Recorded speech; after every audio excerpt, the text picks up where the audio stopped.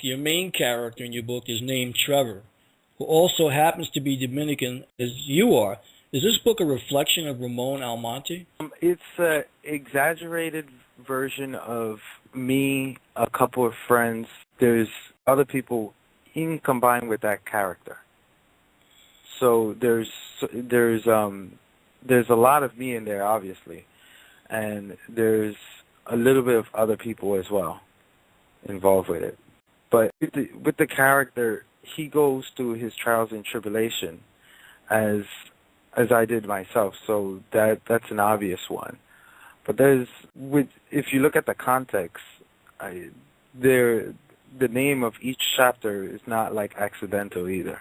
Would you like me to go into that now, or do you want to save that for a little later? One of the things I want to say is that the storyline in your book, Scratching the Cosmic Conscience, which I encourage everyone to read it, to me raised many questions about a person's spiritual path. Can you embellish upon the importance of that for the listeners, the spiritual path? Well, when you strip away everything, let's take away your money, let's take away your house, let's even take away your physical body, what are you left with?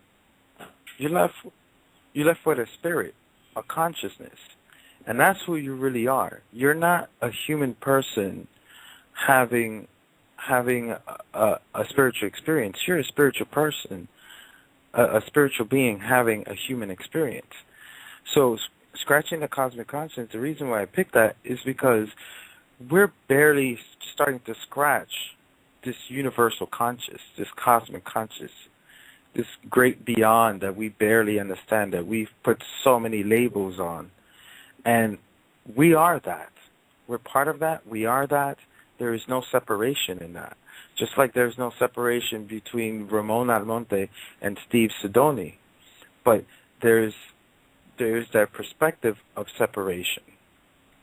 You know, that's a good point, because after reading your book, I came away with a deeper appreciation for life in the universe, knowing that we are all connected. Was that your intention in writing the book? You know, in the beginning, to be honest with you, I really didn't know where I was going. So writing the book was a journey for myself. And whenever it took me 6 years, and whenever I didn't write, I felt like I was letting Trevor down. So as Trevor's character grew, I grew, and the book started defining itself. You know, things would come to me, and I would get inspired from different things. And because of writing this book, actually pushed me right heavy into my own spiritual path. So at that time, I was doing meditation, but I wasn't really doing research like I am now. I wasn't doing a radio show. I wasn't meeting all these other people that were really into this. So, you would hear people here and there talk about all the different aspects of life, but I wasn't really reading all these books that I'm reading now. I wasn't, writing, taking notes down, and the best of all, the people that I'm meeting because of this book. So in writing the book defined itself. What does that mean exactly? I'm not really sure. I'm still figuring that one out. But the character Trevor, I think the character Trevor is a reflection of just the human species, just as the alien species that I call the arboreals are. But they're what I would say where we want to be at. So it's kind of like the preschooler looking at the high school student who's graduating into college and saying, "Oh, I'm gonna be there one day." So when you have my main character meets these alien species, and they're more advanced, and it's not that they're better, that they're gods, it's that they're just at a higher grade. So one day we will be there. So that's what I mean by the book was defining itself, because now Trevor has somebody to look up to, and this is, the most important thing that I want you to get from the book. If you don't get anything else, and you think, whatever you think about the book, the most important thing that I want you to get is that you don't need a master. You are your own master. You are your own sovereign being. and that's who you need to find. You don't need to go out and look and, do all these things.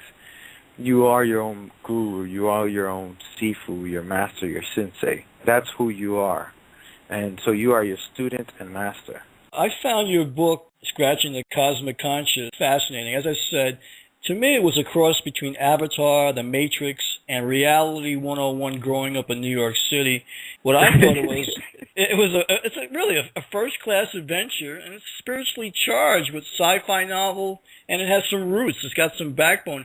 Even a Jules Verne journey with a time machine, sort of a twist to it. So I encourage everyone who are listening here to get this book, Scratching the Cosmic Conscience, because you will all thoroughly enjoy this book, as I have. Yeah, I really appreciate that. One of the writing things I would do is, like, I would play either, like, some chakra music or some indigenous music or Navajo music, something to inspire me, because what I kept repeating every time before I started writing was, like, let me tap in, because I didn't just want to write something to write, If it inspires you, if it inspires one person and they make a difference in this world, then I made a difference in this world. And that's what matters. So to help inspire others and inspire myself, because, the more I grow, the people around me grow. Well, I got to tell you, it inspired me tremendously. I have an interview to do probably Tuesday. It's taken me into a direction that I wanted to go in, but by reading your book, it allowed me to go more spiritually deeper into the solutions that I want to present as we go forward. Question for you, Ramon. Has living in Japan, in a different culture, helped you to better understand the shortcomings of our Western civilization? Yes. I no longer look at it that way. I look at it this way. I look at it as, like, it's helped me to understand the shortcomings of the human species. Not only, because the Japanese culture definitely has its shortcomings, as so does, I think, all societies. There's this, on one side you have certain things from the Western cultures that's just terrible, and then on the other side, like, okay, so for example, in the United States, it's a pretty dangerous place, but not everywhere. But you can't just put your wallet down and expect no one to pick it up.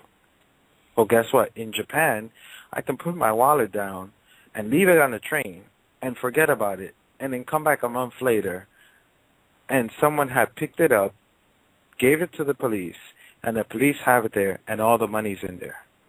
It's almost 90% sure that that's going to happen. Unless a foreigner walks by it first, then you're in trouble.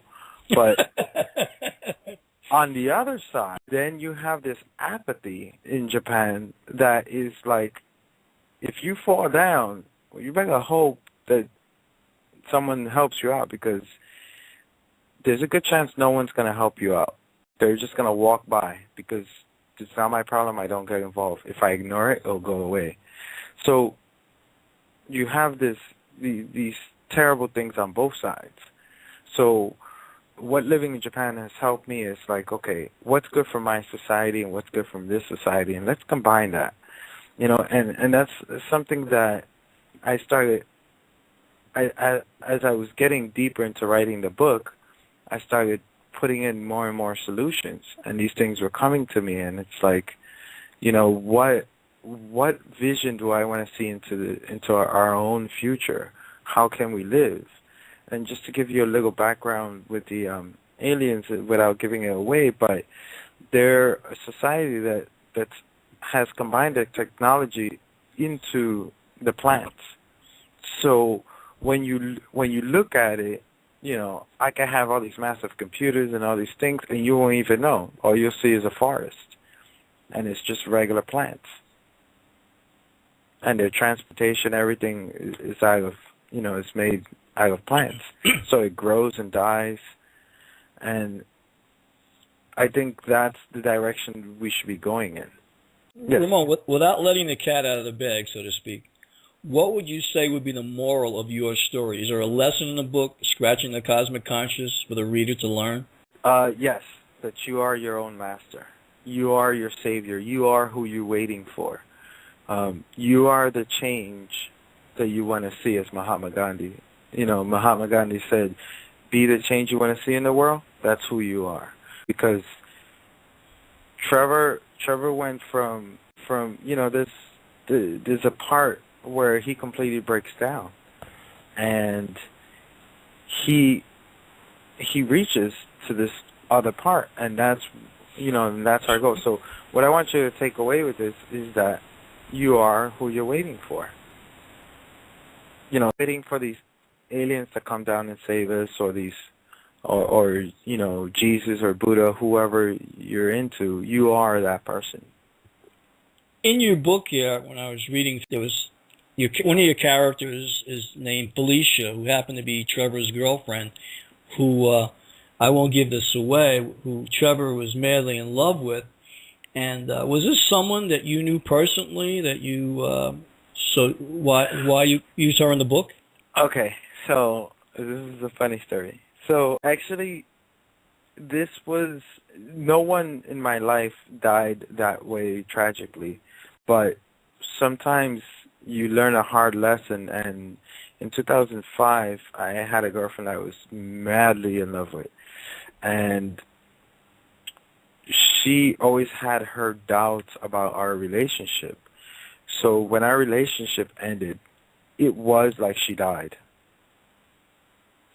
So it was, she pulled away from me so fast that it was like she had died. So for me personally, I went through a very, I shut down emotionally. I became very cold. Yeah, your character Felicia put a very big strain on the character Trevor's psyche, where he had a hard time handling with the loss. And as I read that, I just thought it was important to ask you today what the correlation was between that character and if it was, came out of a personal situation. So I'm glad that you shared that with me, because you explained it very, very emotionally, and I came away saddened by the loss reading the book, and I felt the closeness to the character based on what he was going through. Because if anyone's ever lost someone, I've lost my brother and other family members, it's hard to put into words what that loss means to you, especially if you really love that person and you weren't ready for them to leave you, or if they leave you in such a tragic type of a fashion. So I commend you for your description of Trevor's pains that he was going through. You did a great job in explaining that in the book. Thank you. We've all lost people. I've lost friends and family to some tragic stuff, but at the same time, is with Trevor, he goes through it, and not only that, it's that what you must know is that you don't die. You lose your physical shell. It's like the car is junked. Well, what you do with the junk car, you kind of throw it away, so you bury the body, but the soul, the spirit, the essence, that's not gone. Science says that energy can't be destroyed or made. So what does that mean? I mean, the first time I heard that to me proved that there was life after death. But if you look at the context, the name of each chapter is not accidental either. Would you like me to go into that now, or do you want to save that for a little later? One of the things I want to say is that the storyline in your book, Scratching the Cosmic Conscience, which I encourage everyone to read it, to me raised many questions about a person's spirit. You're not a human person having a spiritual experience. You're a spiritual person, a spiritual being having a human experience. So Scratching the Cosmic Conscience, the reason why I picked that is because we're barely starting to scratch this universal conscious, this cosmic conscious path. Can you embellish upon the importance of that for the listeners, the spiritual path? Well, when you strip away everything, let's take away your money, let's take away your house, let's even take away your physical body. What are you left with? You're left with a spirit, a consciousness, and that's who you really are, character. So there's a lot of me in there, obviously, and there's a little bit of other people as well involved with it. But with the character, he goes through his trials and tribulation as I did myself. So that's an obvious one.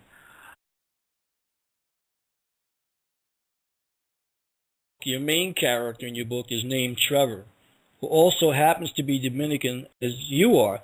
Is this book a reflection of Ramon Almonte?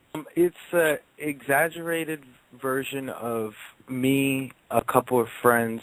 There's other people in combined with that